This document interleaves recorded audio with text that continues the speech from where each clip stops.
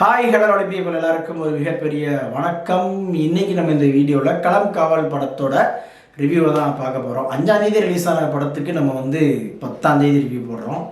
Okay, நான் முந்தானத்து தான் பார்த்தேன், பட் அதுக்கப்புறமா கொஞ்சம் வேலைகள், அதனால தான் உடனே போட முடியல வீடியோ.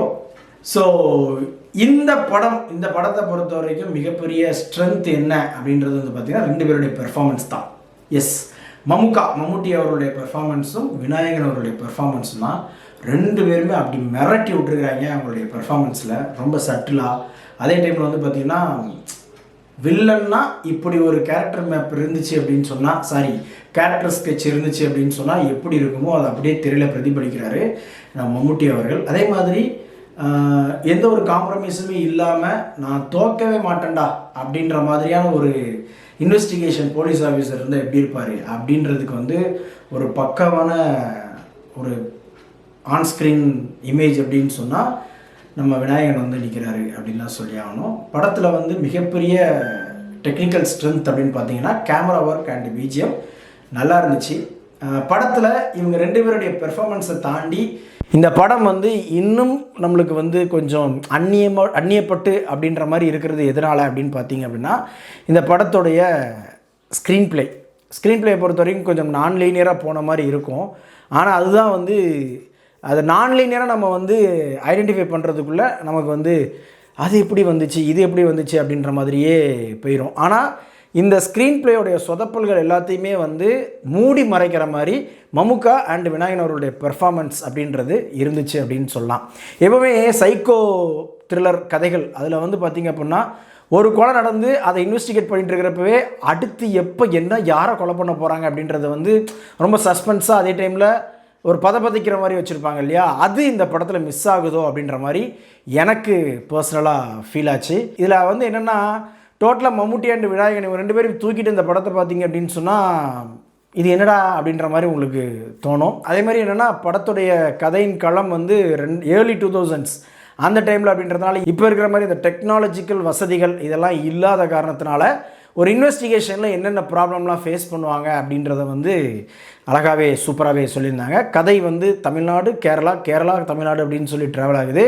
மம்முட்டி அவர்களுடைய கேரக்டரைசேஷன் அப்படின்றது சூப்பராகவே இருந்துச்சு. ஆனால் என்ன அப்படின்னு சொன்னால், வழக்கமாக நம்ம மாதிரி ஆட்கள்லாம் எப்படின்னா ஒரு வில்லன் இருக்கான் அப்படின்னு சொன்னால் அவனுக்குன்னு ஒரு பேக் ஸ்டோரிலாம் நம்ம எதிர்பார்ப்போம். இப்போ என்னென்னா வழக்கமாக வில்லத்தனம் பண்ணுறவங்க இவன் ஸ்டார்டிங்லேயே வில்லன்பா அப்படின்ற மாதிரி சொன்னால் இங்கே அக்செப்ட் பண்ணிப்பாங்க. ஆனால் ஹீரோவே நடிச்சிட்டு இருந்த ஒருத்தர் வில்லனை நடிக்கிறப்ப அந்த வில்லத்தனத்துக்கான ப்ராப்பரான ஜஸ்டிஃபிகேஷன் அப்படின்றத நம்ம மக்கள் எதிர்பார்க்கறது சகஜமாக போச்சு. அப்படி தான் நம்மளுடைய சினிமாவில் நம்மளுக்கு ஒரு எப்படி சொல்கிறது, ஒரு டெம்ப்ளேட்டை க்ரியேட் பண்ணி வச்சுருக்கிறாங்க. பட் அந்த டெம்ப்ளேட் இல்லாமல் அவன் ஒரு உமனைசர் அண்ட் ஒரு சீரியல் கில்லர் அப்படின்ற அந்த ஒரு தாட்டுக்குள்ளேயே மம்முட்டி அவர்களை கொண்டு போனது அப்படின்றது வித்தியாசமான இதாக இருந்தால் கூட ரெகுலரான நம்ம சினிமா பின்தொடர்பாளர்கள் அவங்களுக்கெல்லாம் பார்த்திங்கன்னா இதை ஃபாலோ பண்ணுறது கொஞ்சம் ஆஹா அப்படின்ற மாதிரி இருந்துச்சு அப்படின்னு சொல்லலாம்.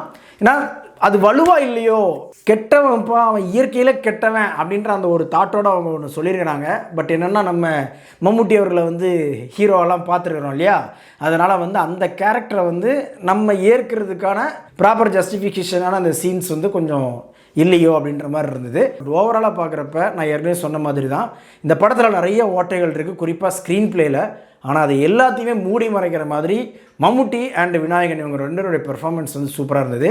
அதே மாதிரி எனக்கு இந்த படத்தில் ஹீரோ வில்லனை கண்டுபிடிக்கக்கூடிய அந்த லூப் ஹோல் இருக்குது பாருங்கள், இது ஏற்கனவே ஏதோ ஒரு படத்தில் நம்ம பார்த்த மாதிரியான ஒரு ஃபீல் எனக்கு இருந்துச்சு. படத்தில் பார்த்தோன்னா சீரீஸில் பார்த்தோன்னா எனக்கு ஞாபகம் இல்லை, பட் அந்த சீரீஸோ படமோ அதுவுமே எனக்கு ஞாபகம் இல்லை. அதனால் எனக்கு ப்ராப்பராக சொல்ல முடியல. பட் சீக்வன்ஸ் எல்லாமே அதே மாதிரியே இருந்த மாதிரி எனக்கு பர்சனலாக ஃபீல் ஆச்சு. நாகர்கோவில் அதுக்கப்புறமா கேரளாவில் பல இடங்கள்லையும் இந்த படத்தை படமாக்கியிருக்கிறாங்க.